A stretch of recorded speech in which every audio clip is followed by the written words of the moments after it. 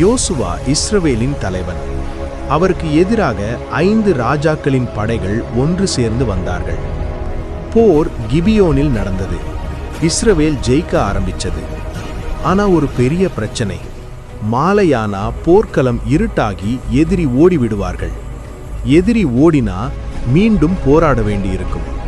அதனால் ஒரே நாளில் வெற்றியை முடிச்சாகணும். அப்போ யோசுவா தேவனை நம்பி ஜெபித்து கத்தினார். சூரியனே, கிபியோனில் நின்றிரு, சந்திரனே, அயலோனில் நிற்க. இதை கேட்டவுடனே சூரியன் நின்றது, சந்திரனும் நின்றது.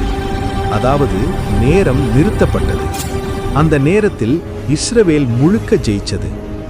எதிரி முழுவதும் தோற்கடிக்கப்பட்டது.